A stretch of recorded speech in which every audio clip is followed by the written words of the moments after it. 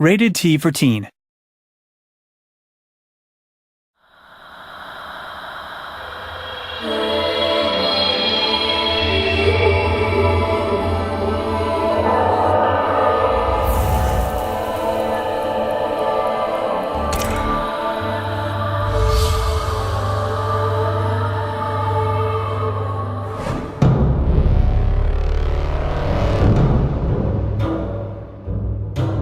Beginning of the project, we had this core idea of adapting Journey to the West and giving it our own visual style.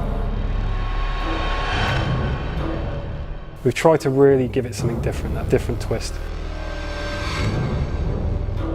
When we decided that this would be based 150 years in the future in a post-apocalyptic world, we were very well aware that it's a trope, it can be a cliche. We actually saw a program called Life After People.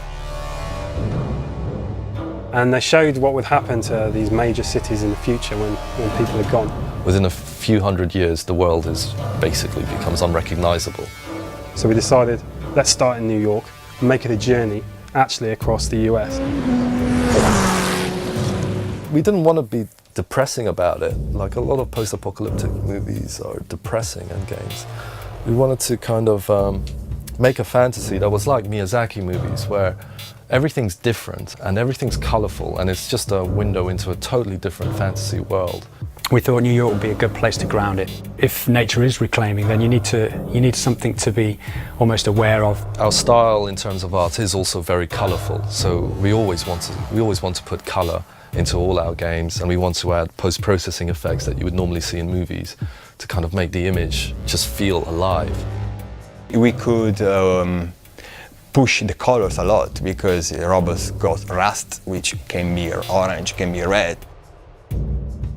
Skyscraper that's kind of got ivy completely all over it, or with a bed of poppies that are giving off all these shafts of red light. You can see evacuation notices in New York, you can see chemical warfare, biohazard symbols. Very often you see something that looks like a tree, but actually it's not a tree because it's maybe a piece of robot.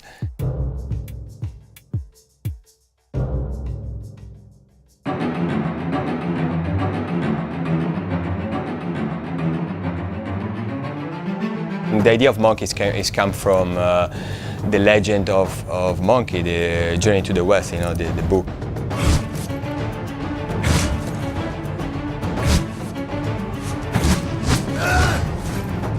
The original one has got a specific mask paint. I try to keep that.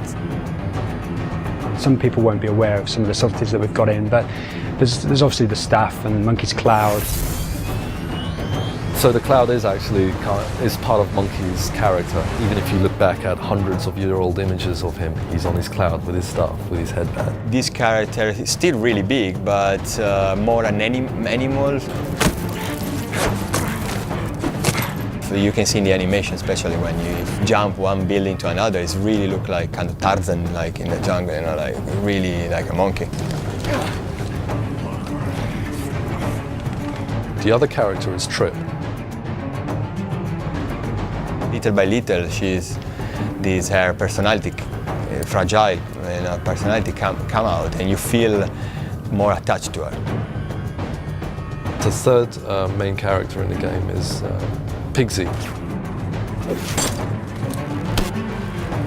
He's got like pin-up tattoos everywhere. He's got girls, thinking about girls all the time.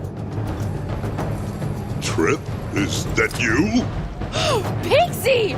You don't have to have any interest in the book or the TV series or anything to appreciate the game. It's just a good story with good characters and a rich world.